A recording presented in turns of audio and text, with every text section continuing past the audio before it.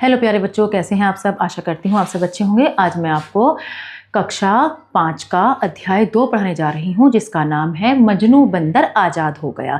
तो कौन है ये मजनू बंदर और वो कैसे आज़ाद हो गया, इसके बारे में हम पढ़ेंगे। कैसे वो आज़ाद हुआ है, क्या हुआ है उसके साथ। साल में कई बार दुलीचंद मदारी लैला और मजनू नाम के बंदर बंदरिया को लेकर सांकल गांव आता और तमाशा दिखाकर गांव वालों का खूब जी बहलाता। पर इस बार जब दुलीचंद गांव में तमाशा दिखाने आया, तब मजनू के साथ लैला बंदरिया नहीं थी। दुलीचंद ने बताया कि लैला मर गई, अब मजनू अकेला था। फिर दुलीचंद की डुगडुगी बजने लगी और मजनू बंदर करतब दिखाने लगा। जब कभी वह कोई हरकत न करता तो पीठ पर दुलीचंद का डंडा पड़ जाता। मदारी रटी रटाई इबारत बोलता और मजनू 2 टांगों पर खड़ा होकर कभी छोटे से पट्टे पर बैठता, कंघी से बाल भाता, कुलाचे खाता, शीशा उठाकर छोटे से पट्टे पर बैठ जाता, कंघी से बाल बनाता, टोपा पहनता उतारता, मतलब वही अपने रटे रटाए वही करता, बेचारा करता रहता। फिर सब कुछ ऐसे करता जैसे चाबी भरा खिलौना है। जैसे चाबी भर देते हैं, फिर बस वही काम करता जो उसे करा जाता है। जो चाबी भरा खिलौना करता है, इसी तरीके से वो काम करता। करतब दिखाने के बाद जब मजनू कटोरा लेकर सबसे पैसे मांगता तो कोई पैसे दे जाता और कोई चुपचाप खिसक जाता। इस तरह दुलीचंद और मजनू का जीवन चल रहा था। सांकल गांव में डेरा डाले अभी 3 दिन ही हुए थे कि एक दिन दुलीचंद घबराया हुआ मुखिया जी के पास पहुंचा। उसका मजनू गले से रस्सी निकालकर भाग गया था। उसकी तो रोजी रोटी का जरिया ही खत्म हो गया। मजनू को बहुत ढूंढा पर कोई खबर नहीं मिली ना। उसका तो बेचारा मजनू भी खो गया दुलीचंद का। एक दिन मुखिया जी का नाती केसर छत पर पतंग उड़ा रहा था, तभी पड़ोस का लड़का बीरा चिल्लाया, बंदर, वह देखो उसकी पूंछ, यही छिपा है वह मजनू बंदर। केसर ने बीरा के मुंह पर हाथ रखकर चुप होने का संकेत किया। क्यों? बीरा कुछ समझा नहीं। क्योंकि मजनू बंदर आजाद रहना चाहता है। वह अब खेल तमाशा नहीं करना चाहता है। जानवरों से इस तरह के काम कराना अपराध है। मदारियों के पास वे कैद रहते हैं, भूखे और बीमार रहते हैं, उन्हें तकलीफ होती है, उन्हें छोड़ देना चाहिए, केसर ने कहा। पर दुलीचंद वे क्या करेंगे? बीरा ने पूछा। उनकी चिंता छोड़ो, वे 2 हाथ 2 पांव वाले इंसान हैं, कुछ भी कर लेंगे, कोई दूसरा काम कर सकते हैं। दोनों ने वहीं पड़ी सीढ़ी उठाई और दुछत्ती पर दुबके बैठे मजनू के लिए टाट का बिस्तर बिछा दिया। फिर अपने अपने भोजन में से एक एक रोटी एक रुमाल में छिपाकर उसके लिए भोजन का इंतजाम करके उस तक पहुंचा दिया। ठीक है। पर 2 ही दिन में मजनू के वहां होने की बात खुल गई। मुखिया नाना ने केसर को समझाया, बेटा, वह दुलीचंद का जानवर है, हमें उसे सौंप देना चाहिए, उससे ही उसकी रोजी रोटी है। केसर ने नाना जी के सामने अपनी बात रखी। नाना जी मजनू वहां खुश नहीं है, उसे भी तो आजाद रहने का हक है। हम क्यों उसे इस तरह का जीवन जीने पर मजबूर कर रहे हैं? क्यों न हम दुलीचंद चाचा को कुछ पैसे देकर कोई और काम या धंधा करने को कहें। इस तरह हम मजनू को आजादी देंगे और उसे भूख और तकलीफ से बचाएंगे। नाना जी केसर की सोच से बहुत खुश हुए और बोले, वाह, हमारा बच्चा बड़ी बड़ी बातें जानता है, समझता है, चलो ऐसा ही करते हैं। उन्होंने दुलीचंद को बुलाकर गांव में चाय की एक दुकान खुलवा दी। दुलीचंद खुश था, अब उसे इधर उधर भटकना नहीं पड़ता था। और सबसे खुशी की बात यह थी कि अब मजनू बंदर आजाद हो गया था, है ना। किस तरह से आजाद हुआ ना मजनू बंदर, बड़ी अच्छी कहानी लगी। अब हम आगे देखते हैं, इसकी एक्सरसाइज करते हैं। पहला क्वेश्चन है, लैला और मजनू कौन थे? तो लैला और मजनू दुलीचंद मदारी के बंदर बंदरिया थे। दुलीचंद मदारी के, लैला कौन थी? बंदरिया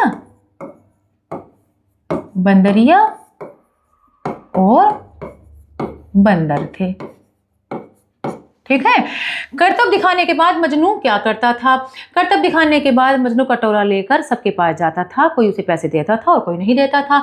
दूलीचंद क्यों घबरा गया था? दूलीचंद इसलिए घबरा गया था क्योंकि उसका जो बंदर था मजनू खो गया था, क्योंकि मजनू बंदर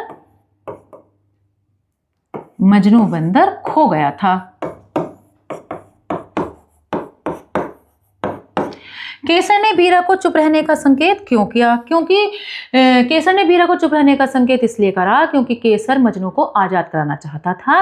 वो उसे, अगर वो शोर मचाती तो वो फिर से पकड़ा जाता और फिर से वो दूलीचंद के पास चला जाता, फिर से उसी के पास रहता, बंदी बनकर आजाद नहीं हो पाता, है ना। दूलीचंद मदारी तमाशा दिखाने कहाँ जाता था? सांकली गांव में जाता था। सांकली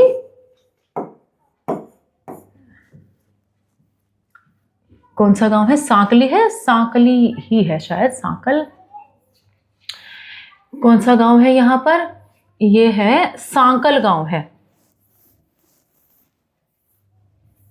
ये है इसमें सांकल गांव, ठीक है।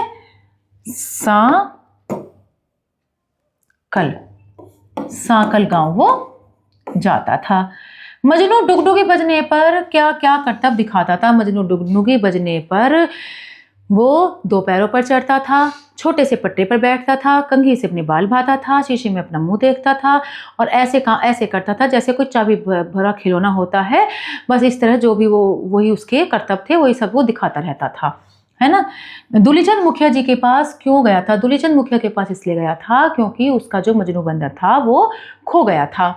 केसर और बीरा ने मजनू के लिए क्या इंतजाम किया था? केसर और बीरा ने दुछत्ती पर टाट का बिस्तर बिछा दिया था और उसके लिए रोटी का अपने रुमाल में छिपाकर एक एक रोटी देकर उसे खाने का इंतजाम करते थे। नानाजी केसर की किस सोच से खुश थे? नानाजी केसर की सोच से इसलिए खुश थे क्योंकि किस सोच से खुश थे?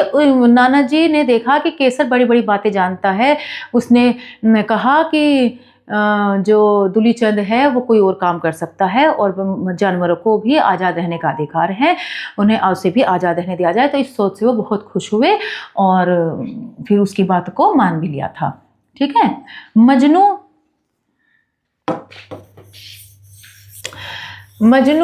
पहले क्या हुआ फिर क्या हुआ, क्रम से इसमें देखना है। तो मजनू कटोरा पैसे लेकर मांगना, सबसे पहले हुआ दूलीचंद मदारी का गांव में तमाशा दिखाकर सबका जी बहलाना। तो सबसे पहले इसमें 3 आएगा। उसके बाद फिर मजनू कटोरा लेकर पैसे मांगना, मजनू का गले से रस्सी निकालकर फिर भाग जाना। फिर है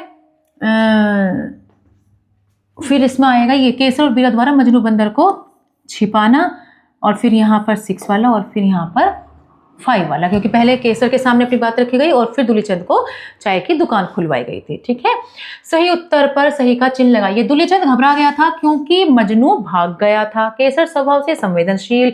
2 दिन बाद खबर खुल गई कि मजनू की दुछत्ती पर होने की खबर खुल गई। मजनू की बहुवचन बनाने हैं, जैसे तमाशा का तमाशे है, ऐसे ही शीशा का शीशे हो जाएगा, खिलौना का खिलौने हो जाएगा, कटोरा का कटोरे, पैसा का हो जाएगा यहां पर पैसे, पटरा का हो जाएगा हमारा यहां पटरे, पटरा पटरे पैसे, कंघे, बच्चा का यहां पर हो जाएगा बच्चे,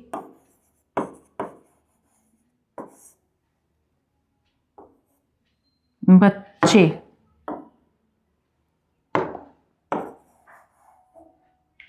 ठीक है। तो इस तरीके से हमारा यह हमारा यह अध्याय समाप्त होता है। आशा करती हूँ आपको यह अध्याय अच्छे से समझ में आया होगा। मिलते हैं अगली कक्षा में। धन्यवाद।